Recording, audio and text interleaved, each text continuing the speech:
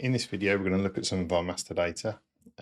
First of all, we're going to start off with the customers. So we're going to go through the customer card in detail. So if I click on the customer link here to get to my customer list, I can drop that back into a list view. And then we click on the customer number to open the customer card. Okay. And it'll tell me at the top which customer I've currently got open. So the customer card is split into a number of what we call fast tabs. So we've got general fast tab, address and contact, invoicing, and so on. The fast tabs normally open in this view, so it's showing you some information, and then there is a show more button over here. They can also open in a collapse view. So if I click on general, it will collapse that fast tab, and now I can only see the company name. Through profile customization, we can choose what appears there, and we can also choose what appears in here under show more and show less. Okay, so just a brief overview of the functionality on the page. So if we have a look at the fields we've got here, so we've got the customer number itself, so that's the customer's unique ID. Then got their name, IC partner code. So if this was an intercompany company for this business, then they would have an IC partner code. Then got the current balance, and that's hyperlinked, so I can click into that to see what's making up those ledger entries. You can also see the balance as a vendor. So if we've used the contact table to link this customer to a vendor record, we can then see the vendor balance here as well. We can see the overdue balance if we're overdue. We can then set the current credit limit. That will always be in your local currency. Important thing to note here that obviously if it's telling us here that if the value is 0, then it represents limited credit. Okay, so if you've got 0 in there, it's unlimited. So if you wanted to be strict with them, then I'd set that to a penny or something. We then got the block field, so we've got some options in there. So we can block a customer for ship, invoice, or all. We then got privacy blocked, so that's just whether or not we want to sort of limit access to the data during daily operations. We then got the salesperson code, so we can assign a salesperson to this customer. We then got responsibility center. So one of the ways that we can control locations within Business Central across multi-sites is to use responsibility centers. We then got the document sending profile. So that this is going to tell us as a default how we communicate with that customer in terms of sending documents, whether it be email or electronic interface. Then got some stats. We've got total sales for this year, costs, profit percentage, and the last date modified. Okay. Also disable search by name if we need to. That's the general section. Address and contact should be fairly self-explanatory. So we've got address fields, phone numbers, emails, and if I click show more, we can then set things like language codes and formats. Okay, nothing too crazy there. You can do show on a map for the postcode, but you will need to set up an integration with that so that you can actually do that. Then got invoicing, so click show more here. So we've got the current bill to customer, so that's quite interesting. So what we could have is if you've got might be that you deal with several customers who then all bill into a central location. So you could have a centralized customer just for billing, and then have the other offices that you actually invoice to, okay, or ship to. Got the VAT registration number, EORI for tax purposes. Then got the GLN, so that's if it specifies the customer in connection with electronic document sending. Copy sell to address to from quote. So if we are using quotes, we can choose whether or not the sell to address is coming from the company or for the person that we're actually selecting on the quote. Country registration number. Then got all the posting groups assigned to this customer, so the general business posting group, VAT business, and customer posting group. We have actually the ability to allow multiple posting groups to the customer as well if we want to. Then got the customer's currency code. Now, as this is blank, that means that this customer is in our local currency.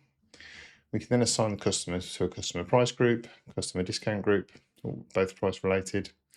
We can specify whether or not line discount is allowed when we trade with this customer, and their invoice discount code, which is normally the same as the customer's code itself.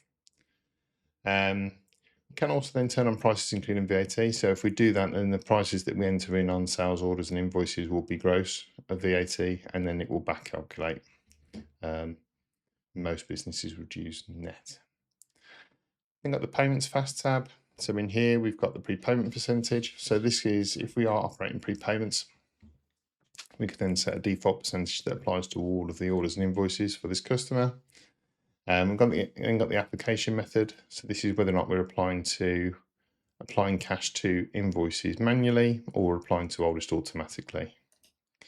Then got the partner type. So is this a company or a person? Then got an Intrastat partner type. Then got the payment terms code. So this is the payment terms that we've agreed with these customers when they will pay us. And then we've also then got the payment method. So we've got some in the Microsoft demo, but you can create these as you need so that we can see sort of filter on how people are paying. Then got the reminder terms code. So if we're using reminders within Business Central, we can then assign that reminder terms code to the customer itself. If we don't do that, then when we generate reminders, it will skip this customer because it isn't assigned to reminder terms code. And then we've also got the finance charge terms code as well. Then got cash flow payment terms. So we've got payment terms here. So that's going to calculate us the due date for the invoice when it's posted. And the cash flow payment terms then allows us to select a different payment term that we want to consider when we are calculating our cash flow. So if we know this customer pays early or pays late, we can then consider a different cash flow payment term so that the cash flow considers that when it calculates. We can choose to print statements for this customer when we print the statement reports, and that will then update the last statement number. We've then got the block payment tolerance, so we can turn that off. So we don't want any tolerance on payment amounts.